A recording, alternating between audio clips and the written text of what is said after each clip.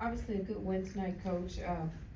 Klay Thompson, obviously people have been talking about him underperforming, but tonight, I know he was being facetious earlier in the week when he talked about being benched, but in that group that he played with there in the fourth, he scored 12 all game, and then he scored just as much as that, just two less than that in that few minutes with that group. Would you say that you would entertain the thought of him playing with that group? Yeah. Well, he's playing with that second group. Routinely we take him out early in the game and then bring him back so that he can help anchor the bench unit. What I loved about Klay's game tonight is that he stayed patient through the missed shots. He had a lot of open shots that he missed early, and he didn't hang his head. He kept the energy defensively, stayed with it, and I felt like the game rewarded him.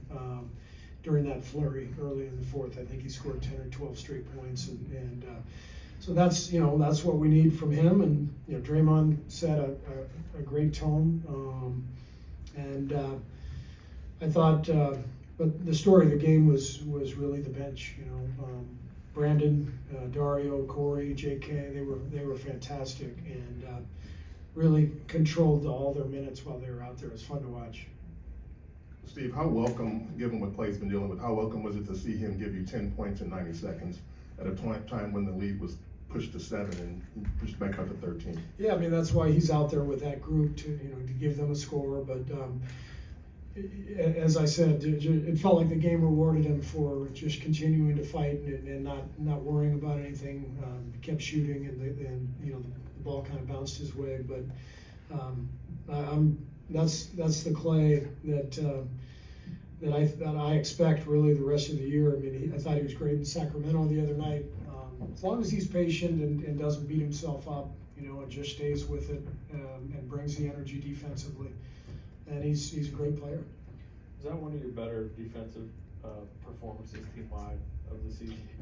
It felt good because we didn't foul a ton. It felt cleaner than a lot of the games recently.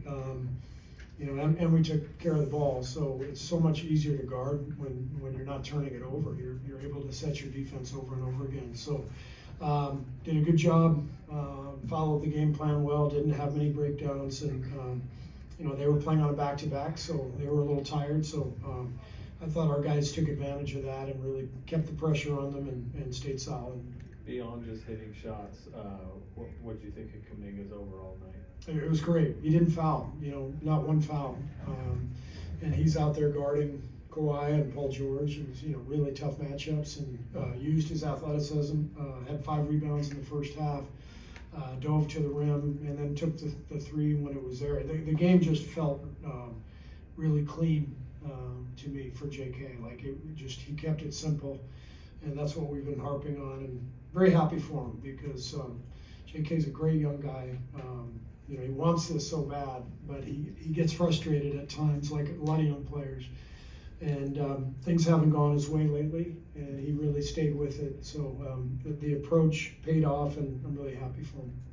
I think you mentioned that you'd like to see Brandon Pajemski shoot more, but what do you think about his shot choices and the way that he attacked? Brandon's just a winner. I mean, he makes plays out there. He makes every kind of little play that you may or may not notice, deflections and boxing out. And, he made a really good kind of double switch on their last time out when they tried to run their play. Brandon blew it up. So he's going to be on the floor late game for us, the way he recognizes stuff. If we need to keep a team from getting a 3, I got Brandon on the floor now because he sees all that stuff and he anticipates, and he's also fearless. He just attacks. He wants to be out there and not afraid of anything. You mentioned before the lack of fouling and also taking care of the ball. How do you harness whatever it was that led to that for you tonight? Moving on, against the Clippers again on Saturday, and other games where it might not be as settled and complete. Great question, and I don't know what the answer is because we harp on it all the time. But Ron Adams just said we should have a sign that just says "No buffoonery." So maybe a sign that says "No buffoonery." Maybe that'll work. I just think that I talked about this in preseason with you guys, like, we're not the same team we were 5 years ago. So chaos doesn't pay as much as it did back then, when we could just generate pace and energy and extra possessions and afford to turn the ball over and take bad shots. We just have to be more solid with this team, and hopefully we can get that to be a constant and not just one night. Can you stall the theory? Can you stall the theory? Yeah. No more before. Thank you. Took a while. Was it somewhat of a pleasant surprise to see the second unit play so well without Chris? I mean, because there had to be some question as to how they would do without him. I would not call it a surprise, honestly. I said yesterday when the injury news came out, or when we knew these guys were going to be out, this team is deep. This team is, we can play up to 13 guys. They all could be in the rotation. So you saw what Corey Joseph did out there tonight and in Sacramento. The guy's a pro. He's a pure point guard. He never makes mistakes. He's really good defensively. And, the numbers don't show it, but he was fantastic tonight. So, these injuries to Gary and Chris and Wiggs tonight gave Brandon a chance. You see what he's capable of.